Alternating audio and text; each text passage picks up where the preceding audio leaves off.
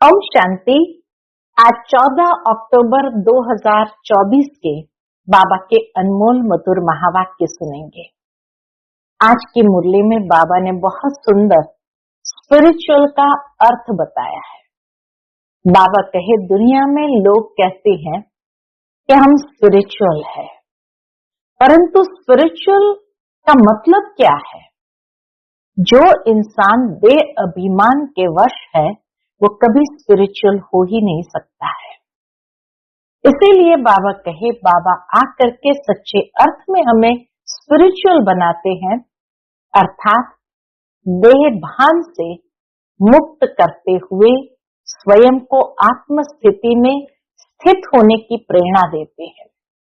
जितना जितना देही अभिमानी बनते जाएंगे उतना हम स्पिरिचुअल बनते जाएंगे। तो सुनते हैं आज के बाबा के अनमोल मधुर महावाक्य। ओम शांति। मीठे बच्चे, hear no evil, see no evil, talk no evil. यहाँ तुम सत्संग में बैठे हो, तुम्हें मायावी कुसंग में नहीं जाना है। कुसंग लगने से ही संशय के रूप में गुटके खाते हैं। आज की मुरली से प्रश्न है, इस समय किसी भी मनुष्य को स्पिरिचुअल नहीं कह सकते हैं। क्यों? उत्तर है, क्योंकि सब देही अभिमानी है। देह अभिमान वाले स्पिरिचुअल कैसे कहला सकते हैं? स्पिरिचुअल फादर तो एक ही निराकार बाप है, जो तुम्हें भी देही अभिमानी बनने की शिक्षा देते हैं। सुप्रीम का टाइटल भी एक बाप को ही दे सकते हैं। बाप के सिवाय सुप्रीम कोई भी कहला नहीं सकते। ओम शांति। बच्चे जब यहाँ बैठते हो तो जानते हो बाबा हमारा बाबा भी है, टीचर भी है और सतगुरु भी है। तीन की दरकार रहती है, पहले बाप, फिर पढ़ाने वाला टीचर और फिर पिछाड़ी में गुरु। यहाँ याद भी ऐसे करना है क्योंकि नई बात है ना। बेहद का बाप भी है, बेहद माना सबका। यहाँ जो भी आएंगे कहेंगे ये स्मृति में लाओ। इसमें किसको संशय हो तो हाथ उठाओ। ये बात स्मृति में लाना है कि बेहद किसको कहा जाता है। बाबा कहे, इसमें किसको संशय हो तो हाथ उठाओ। ये वंडरफुल बात है ना। जन्म जन्मांतर कभी ऐसा कोई मिला होगा जिसको तुम बाप, टीचर, सतगुरु समझो, सो भी सुप्रीम। बेहद का बाप, बेहद का टीचर, बेहद का सतगुरु, ऐसा कभी कोई मिला? सिवाय इस पुरुषोत्तम संगम युग के कभी मिल न सके। इसमें कोई को संशय हो तो हाथ उठा दे। यहाँ सब निश्चय बुद्धि होकर बैठे हैं। मुख्य है ही ये तीन। कौन तीन है? बेहद का बाप नॉलेज भी बेहद की देते हैं। बेहद की नॉलेज तो ये एक ही है। हद की नॉलेज तो तुम अनेक पढ़ते आए हो।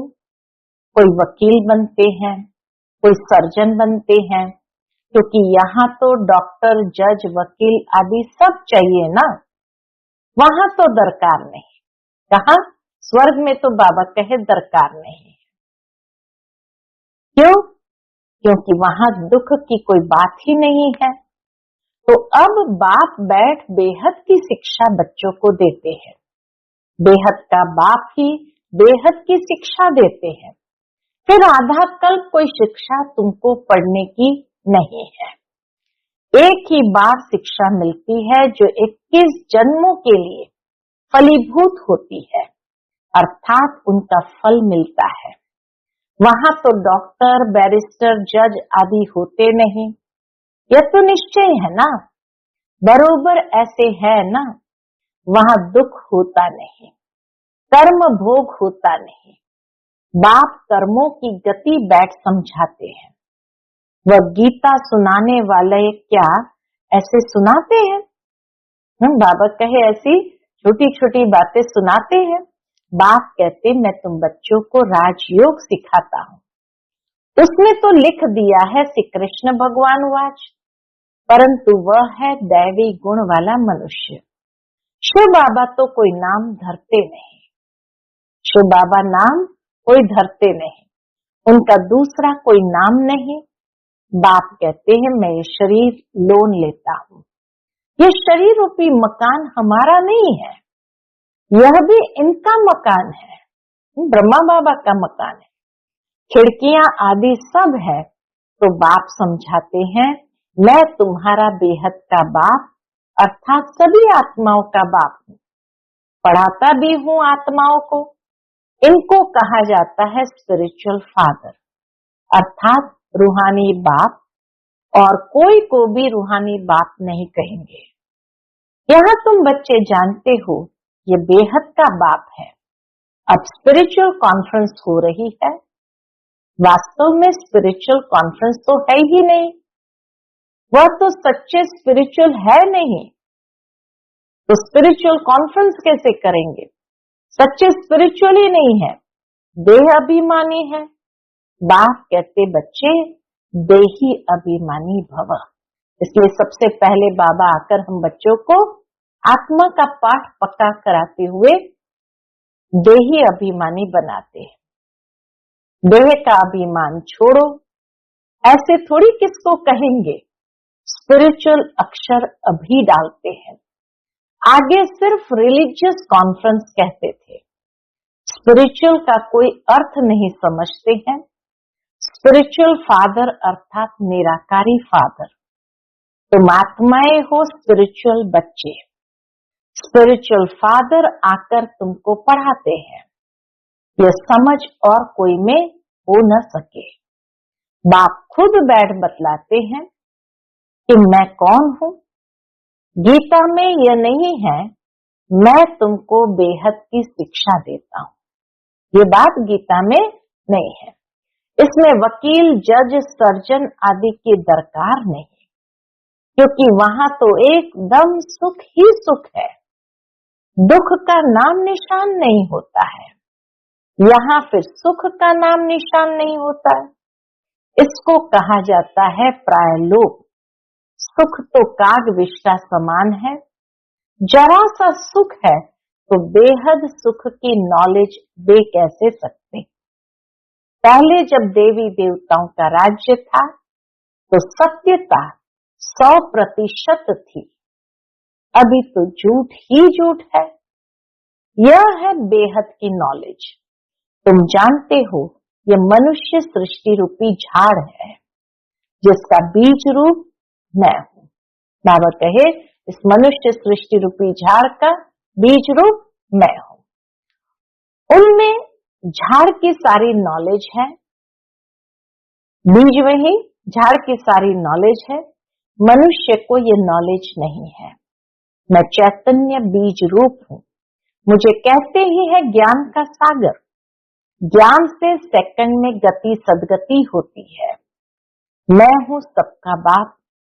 मुझे पहचानने से तुम बच्चों को वर्षा मिल जाता है, परंतु राजधानी है ना।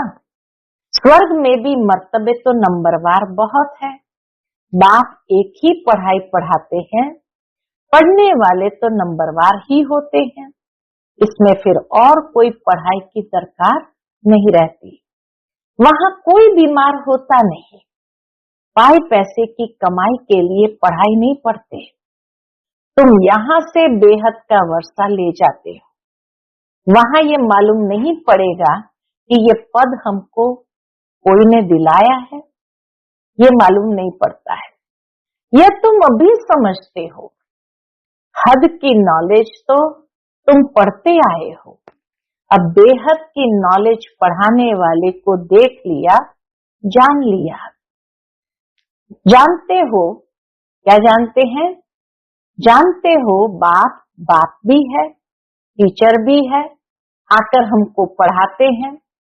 सुप्रीम टीचर है, राजयोग सिखाते हैं और सच्चा सतगुरु भी है। यह है बेहद का राजयोग। वह बैरिस्टर डॉक्टरी ही सिखलाएंगे, क्योंकि यह दुनिया ही दुख की है। इसलिए इस दुख की दुनिया में ये सब चाहिए। वह सब है हद की पढ़ाई, यह है बेहद की पढ़ाई। बाप तुमको बेहद की पढ़ाई पढ़ाते हैं। यह भी जानते हो, यह बाप टीचर सतगुरु कल्प कल्प आते हैं, फिर यही पढ़ाई पढ़ाते हैं सतयुग त्रेता के लिए।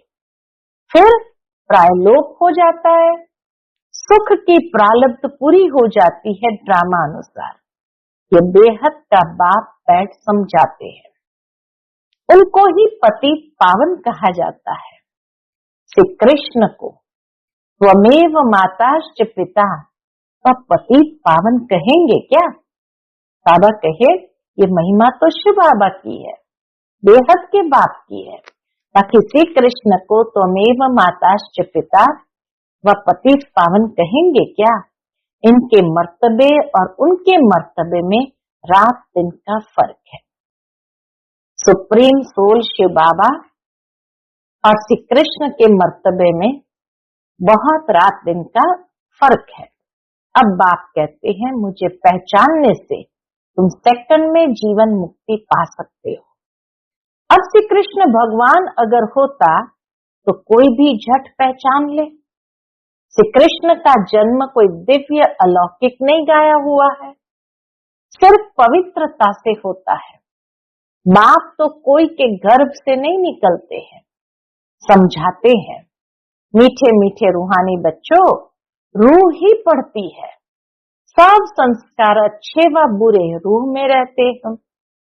जैसे जैसे कर्म करते हैं उस अनुसार उन्हें शरीर मिलता है।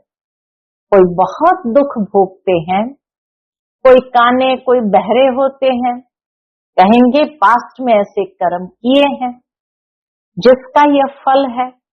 आत्मा के कर्मों अनुसार ही रोगी शरीर आदि मिलता है। अभी तुम बच्चे जानते हो हमको पढ़ाने वाला है God father, God teacher, God preceptor है। उसको कहते हैं गॉड परम आत्मा, उसको मिलाकर परमात्मा कहते हैं, सुप्रीम सोल। ब्रह्मा को तो सुप्रीम नहीं कहेंगे। एक एक बात बाबा कितना सूक्ष्मता में भी समझाते हैं। ब्रह्मा को तो सुप्रीम नहीं कहेंगे। सुप्रीम अर्थात ऊंच ते ऊंच, पवित्र ते पवित्र, मर्तबे तो हरेक के अलग अलग है। श्री कृष्ण का जो मर्तबा है वह दूसरे को मिल नहीं सकता। प्राइम मिनिस्टर का मर्तबा दूसरे को थोड़ी देंगे। बाप का भी मर्तबा अलग है, ब्रह्मा विष्णु शंकर का भी अलग है। ब्रह्मा विष्णु शंकर देवता है, शिव तो परमात्मा है। दोनों को मिलाकर शिव शंकर कैसे कहेंगे? दोनों अलग अलग है ना। न समझने के कारण शिव शंकर को एक कह देते हैं, नाम भी ऐसे रख देते हैं। ये सब बातें बाप ही आकर समझाते हैं। तुम जानते हो ये बाबा भी है, टीचर भी है, सतगुरु भी है। हर एक मनुष्य को बाप भी होता है, टीचर भी होता है और गुरु भी होता है। जब बूढ़े होते हैं तो गुरु करते हैं। आजकल तो छोटेपन में ही गुरु करा देते हैं। समझते हैं अगर गुरु नहीं किया तो अवज्ञा हो जाएगी। आगे 60 वर्ष के बाद गुरु करते थे। वह होती है वानप्रस्थ अवस्था। निर्वाण अर्थात वाणी से परे स्वीट साइलेंस हो, जिसमें जाने के लिए आधा कल्प तुमने मेहनत की है, परंतु पता ही नहीं तो कोई जा भी नहीं सकते हैं। बाबा कहे पता हो तब तो जाए, पता ही नहीं तो जा कैसे सकते? किसको रास्ता बता कैसे सकते? एक के सिवाय तो कोई रास्ता बता न सके। सबकी बुद्धि एक जैसी नहीं होती है। कोई तो जैसे कथाएं सुनते हैं, फायदा कुछ नहीं, उन्नति कुछ नहीं। तुम अभी बगीचे के फूल बनते हो, फूल से कांटे बने और फिर कांटे से फूल बाप बनाते हैं। तुम ही पूज्य फिर पुजारी बने, 84 जन्म लेते लेते सतो प्रधान से तमो प्रधान पतित बन गए। बाप ने सीढ़ी सारी समझाई है, अब फिर क्या करना है, अब फिर पतित से पावन कैसे बनते हैं ये किसको भी पता नहीं है। हाँ, ये चक्र बाबा कहे पतित से पावन होने का, पावन से पतित होने का, ये किसको भी पता नहीं। गाते भी है ना, हे पतित पावन आओ, आकर हमको पावन बनाओ। फिर पानी की नदियां, सागर आदि को पतित पावन समझ क्यों जाकर स्नान करते हैं। एक तरफ बुलाते हैं कि पतित पावन सीताराम, तो बाबा कहे फिर नदियों के पास या सागर के पास जाकर उसको क्यों पतित पावनी समझते हैं और जाकर स्नान करते हैं। गंगा को पतित पावनी कह देते हैं, परंतु नदियां भी कहां से निकली, सागर से ही निकलती है ना। यह सभी सागर की संतान है, तो हर एक बात अच्छी रीति समझने की होती है। हम बाबा जो भी बातें समझाते हैं उसको अच्छी रीति समझने की होती है, तो हर एक बात अच्छी रीति समझने की होती है। यहाँ तो तुम बच्चे सत्संग में बैठे हो, बाहर कुसंग में जाते हो तो तुमको बहुत उल्टी बातें सुनाएंगे, फिर यह इतनी सब बातें भूल जाएगी। कुसंग में जाने से गुटखा खाने लग पड़ते हैं। संशय का तब मालूम पड़ता है, बाबा कहे संशय का तब मालूम पड़ता है जब कुसंग में जाकर के गुटखा खाने लग पड़ते हैं। परंतु यह बातें तो भूलनी नहीं चाहिए। बाबा हमारा बेहद का बाबा भी है, टीचर भी है, पार भी ले जाते हैं, इस निश्चय से तुम आए हो। वह सभी है जिस्मानी लौकिक पढ़ाई, लौकिक भाषाएं, यह है अलौकिक। बाप कहते हैं मेरा जन्म भी अलौकिक है। मैं लोन लेता हूँ, पुरानी जुत्ती लेता हूँ, सो भी पुराने ते पुरानी, सबसे पुराने, सबसे पुरानी है यह जुत्ती ब्रह्मा बाबा की। बाप ने जो लिया है इसको लॉन्ग बूट कहते हैं। बॉम्बे में चौपाटी पर एक लॉन्ग बूट बना हुआ है, तो बाबा कभी कभी जाते थे बॉम्बे में और चौपाटी पर पैदल करने जाते थे, तो इसीलिए बाबा कहते बच्चे ये ब्रह्मा बाबा भी शिव बाबा का लॉन्ग बूट है। ये कितनी सहज बात है, यह तो कोई भूलने की नहीं है, परंतु माया इतनी सहज बातें भी भुला देती है। बाप बाप भी है, बेहद की शिक्षा देने वाला भी है, जो और कोई दे न सके। बाबा कहते हैं बल जाकर देखो कहां से मिलती है, ये शिक्षाएं कहां से मिलती है। सब है मनुष्य, वह तो ये नॉलेज दे न सके। भगवान एक ही रथ लेते हैं जिसको भाग्यशाली रथ कहा जाता है, जिसमें बाप की प्रवेशता होती है पद्मा पदम भाग्यशाली बनाने, बिल्कुल नजदीक का दाना है। ब्रह्मा बाबा शिव बाबा के बिल्कुल नजदीक का दाना है। फिर ब्रह्मा से विष्णु बनते हैं, शिव बाबा इनको भी बनाते हैं। बाबा कहे शिव बाबा इनको भी बनाते हैं, तुमको भी इन द्वारा विश्व का मालिक बनाते हैं। हम ब्रह्मा बाबा को तो बनाते हैं, लेकिन ब्रह्मा बाबा के द्वारा हम बच्चों को भी बनाते हैं। विष्णु की पूरी स्थापन होती है, इसको कहा जाता है राजयोग, राजाई स्थापन करने लिए। अभी यहाँ तुम सुन तो सब रहे हैं, परंतु बाबा जानते हैं बहुतों के कानों से बह जाता है। कोई धारणा कर और सुना सकते हैं, उनको कहा जाता है महारथी। सुनकर फिर धारण करते हैं, औरों को भी रुचि से समझाते हैं। महारथी समझाने वाला होगा तो झट समझेंगे, घोड़े सवार से कम यादें से और भी कम। ये तो बाप जानते हैं कौन महारथी है, कौन घोड़े सवार है। अब इसमें मूंझने की तो बात ही नहीं, परंतु बाबा देखते रहते हैं, बच्चे मूंझते हैं, फिर झुटके खाते रहते हैं, आंखें बंद कर बैठते हैं। कमाई में कभी गुटका आता है क्या? झुटका खाते रहेंगे तो फिर धारणा कैसे होंगी? उबासी से बाबा समझ जाते हैं ये थका हुआ है। कमाई में कभी थकावट नहीं होती है। उबासी है उदासी की निशानी, समझा? उबासी है उदासी की निशानी। कोई न कोई बात के गुटके अंदर खाते रहने वालों को उबासी बहुत आती है। अभी तुम बाप के घर में बैठे हो तो परिवार भी है, टीचर भी बनते हैं, गुरु भी बनते हैं, रास्ता बताने के लिए। मास्टर गुरु कहा जाता है, तो बाप का राइट हैंड बनना चाहिए ना, जो बहुतों का कल्याण कर सकते हैं। धंधे सभी में है नुकसान, बिगर धंधे नर से नारायण बनने के।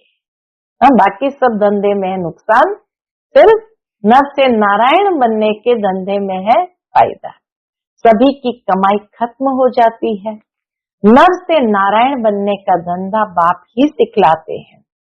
तो फिर कौन सी पढ़ाई पढ़नी चाहिए? जिनके पास धन बहुत है वह समझते हैं स्वर्ग तो यहाँ ही है। बापू गांधी ने राम राज्य स्थापन किया। अरे दुनिया तो ये पुरानी तमो प्रधान है ना, और ये दुख बढ़ता जाता है। इनको राम राज्य कैसे कहेंगे?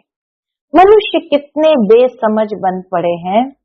बेसमझ को तमो प्रधान कहा जाता है और समझदार को सतो प्रधान।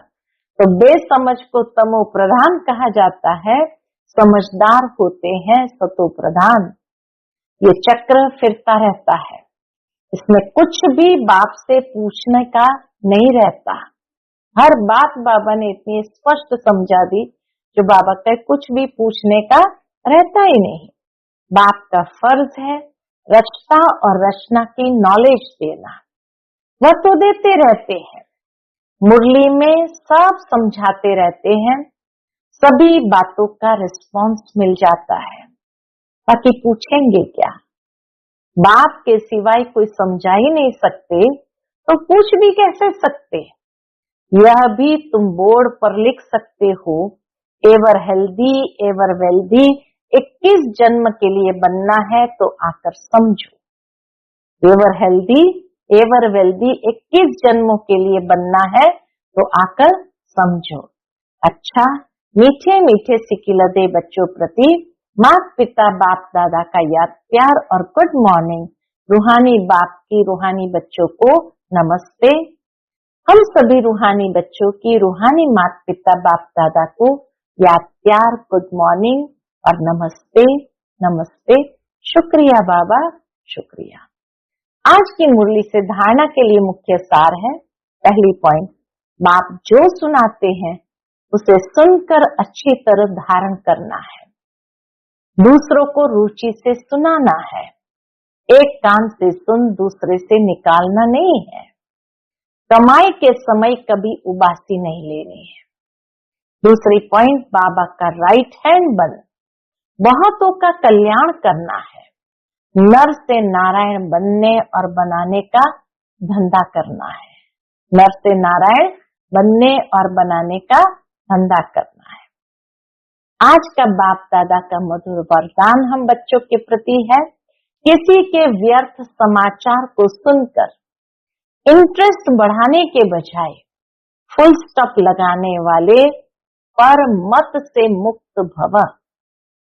किसी के व्यर्थ समाचार को सुनकर इंटरेस्ट बढ़ाने के बजाय फुल स्टॉप लगाने वाले पर मत से मुक्त भव। कई बच्चे चलते चलते श्रीमत के साथ आत्माओं की पर मत मिक्स कर देते हैं। जब कोई ब्राह्मण संसार का समाचार सुनाता है तो उसे बहुत इंटरेस्ट से सुनते हैं, कर कुछ नहीं सकते और सुन लेते हैं। तो वह समाचार बुद्धि में चला जाता है, फिर टाइम वेस्ट होता है, चिंतन चलता है तो टाइम वेस्ट होता है। इसलिए बाप की आज्ञा है, सुनते हुए भी नहीं सुनो, अगर कोई सुना भी दे तो आप फुल स्टॉप लगाओ। जिस व्यक्ति का सुना उसके प्रति दृष्टि व संकल्प में भी घृणा भाव नहीं हो, तब कहेंगे पर मत से मुक्त। आज का स्लोगन है, जिनकी दिल विशाल है उनके स्वप्न में भी हद के संस्कार इमर्ज नहीं हो सकते। जिनकी दिल विशाल है उनके स्वप्न में भी हद के संस्कार इमर्ज नहीं हो सकते। अच्छा, ओम शांति।